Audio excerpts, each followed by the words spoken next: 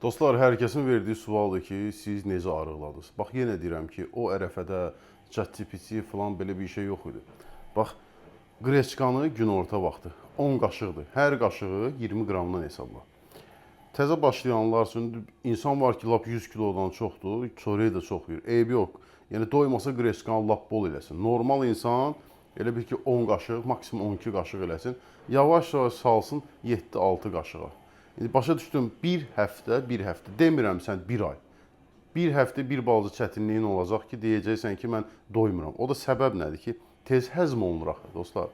Yəni bunu yedin, yanında indi qatıq olsun. Bir 4 qaşıq, xörək qaşıq qatıq olsun. Lap yanında toyuğun filesi də ola bilər.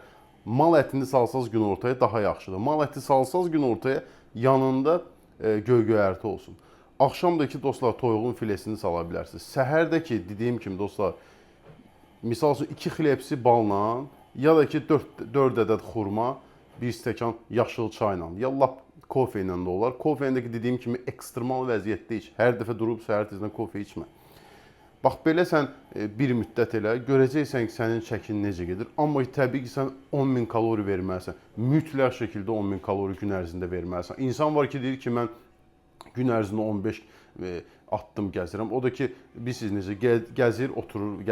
Elə yox, sırf kardio məqsədilə çıxırsansa, yürüyüş eləməyini 10.000 onda verə bilərsən. Belə yox, dostlar. Onu da verməsəz heç gün ərzində gəzməyi falan, vəbşi sizin çəkiniz dayanar. Bax, bu vəziyyətlə getsəz, görün necə olacaq. Yenə deyirəm ki, bu qreçkadan faydasını tapa bilmərsiniz. Yenə deyirəm ki, başqa bir məhsulları da yeyəcəksiniz. Amma heç olmazsa bir müddət buna üstünlük ver, gör sənin çəkin necə gedəcək. Yenə deyirəm ki, dostlar, bunu da yeyəndə çalış depo yaratma. Yəni, nə qədər sən depo yaradırsan, o qədər sən əziyyəti çəkirsən. Yəni, az yedinsə doydun, doydunsa artıq yedinsə zəhərləndin. Bir daha söyləyirəm, çalışın sağlamlığınızı qoruyasınız. Hər kəsə uğurlar.